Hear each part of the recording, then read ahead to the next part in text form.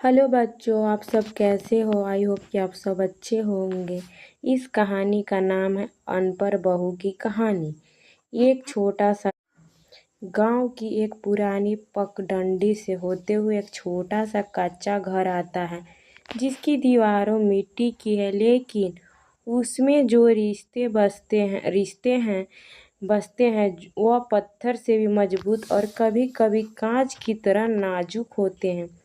इसी घर में ब्याह कर कर आई थी गौरी, एक अनपढ़ बहू जो शहर से नहीं बल्कि एक सुंदर पहाड़ी गांव से आई थी, जहां लड़कियों का स्कूल जाना अभी भी एक सपना था।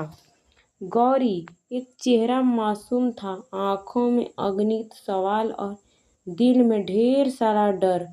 जिस दिन गौरी ने ससुराल में पहला कदम रखा तो उसने हाथ में चूड़ियां थी, लेकिन उसकी झिझक उसकी आवाज़ से कई ज़्यादा बोल रही थी।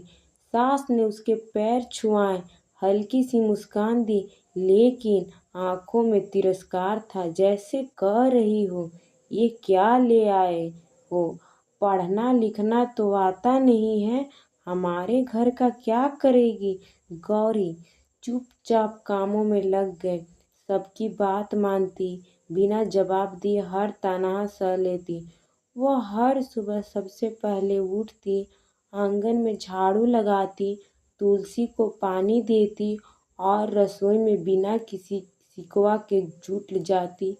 लेकिन हर रोज उसकी अनपढ़ होने की बात उसे कभी न किसी रूप में सुनाई जाती। कभी तना, कभी हंसी, कभी छुपी में छुपा कटाक्ष। उसका पति राकेश गांव के प्राइमरी स्कूल में अध्यापक था, पढ़ा लिखा समझदार, लेकिन गौरी से थोड़ी दूरी बना कर रखता था। शायद उसे भी यह महसूस होता था कि वह एक अनपढ़ लड़की के साथ अपना जीवन कैसे बांटेगा।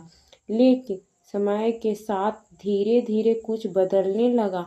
गौरी हर रात चुपके से राकेश की किताबें देखती, उसके छात्रों की कापियों पलटती, शब्दों को पहचानने की कोशिश करती। वह जानती थी कि उसे ससुराल वाले इज्जत नहीं देते हैं, उसे यह लड़ाई खुद ही लड़नी होगी। एक दिन गांव के स्कूल में आयोजन हुआ, जिसमें औरतों को बुलाया गया। छोटी सी प्रतियोगिता थी, नाम लिखना, अपना पता लिखना, कुछ छोटे शब्द पढ़ना। गौरी के भीतर कुछ कांपा। उसने खुद को उस भीड़ में सबसे पीछे खड़ा किया, लेकिन अब आयोजक ने पूछा कि कोई और भी है जो भाग लेना चाहता है, तो गौरी ने धीरे से हाथ उठाया। लोगों ने हैरानी से उसकी तरफ देखा। ये अनपढ़ बहू या क्या कर लेगी। गौरी ने धीरे से स्लेट उठाई और अपनी टूटी फूटी हिंदी में अपना नाम लिखा, गौरी। फिर घर का पता भी लिखा, वो भी इज्जो में।